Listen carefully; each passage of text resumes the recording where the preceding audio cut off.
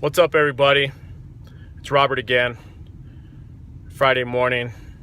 I'm going to go ahead and give my take about Michael Jordan and why I think he's not the greatest. Firstly, Michael Jordan does not have the most amount of championships. Bill Russell has 11. This guy, I researched it. Sam Jones has 10. John Havlicek has 8. Tom Hensone has 8. Casey Jones has 8. Satch Sanders has 8. Hell, even Robert Horry has 7.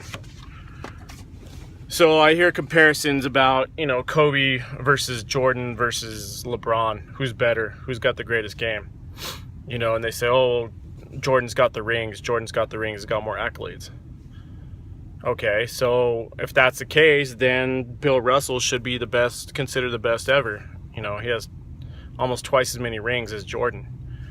So why is Bill Russell not considered the best ever? Why is Robert Horry not even in the conversation? LeBron has taken, I consider it 3 different teams, because the teams he had in Cleveland and he took to the finals, and the team that he took to the finals in Miami, and then he went back to Cleveland. I don't think there's any remaining players on the Cleveland Cavaliers when he went back. So he took 3 different teams to the finals. He's got 3 rings. But he had to re-engineer those systems. Those systems were not winning teams until he got there. Especially the Cavaliers this second time. He had to retool. He had to bring in friends. He had to fire I forgot his name, that coach, and bring in Ty Lue. And Ty Lue was an assistant. So he's working basically with what he had. They consider LeBron more like a Magic Johnson than a Michael Jordan. So Michael Jordan had a system. He had the triangle system, and he was surrounded by good players that fit into that system. Had Tex Winters come up with the triangle offense, and he had Phil Jackson basically manage egos in order to get these players to fit into the system. He was surrounded by Hall of Famers. He had Scottie Pippen, Hall of Fame, Dennis Rodman, Hall of Fame. I'm sure Steve Kerr is going to go down as a Hall of Fame player/coach. Phil Jackson, Hall of Fame.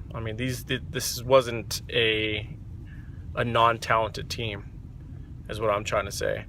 So why does Michael Jordan go down as the greatest? It's because he's a great scorer, but basketball's a team sport. So if you have a great scorer out there, and that's considered the best ever, I don't get it. I really don't get it. I think LeBron has to be considered. I think Kobe Bryant won 5 championship rings. He's got a ton of, he's got more points than Jordan has. Karl Malone has more points than Jordan has. Kareem Abdul-Jabbar has more points than Jordan. So why is Jordan considered the best? I don't understand it. And I've heard this argument. I've argued with people thousands of times, about LeBron and his skill, Kobe and his skill, Jordan, but they put Jordan in this upper level. Is it because he was flashy? Is it because he has, a great line of shoes? Is it because he has a great line of clothing? Is it just the way he did it? Was it his style? So I don't think Jordan was the best. He was, of course, top 5, top 3. But you got to consider these other guys. What's the criteria that you really put everybody up against when considering the greatest of all time? So anyway, that's my rant. Thanks for watching.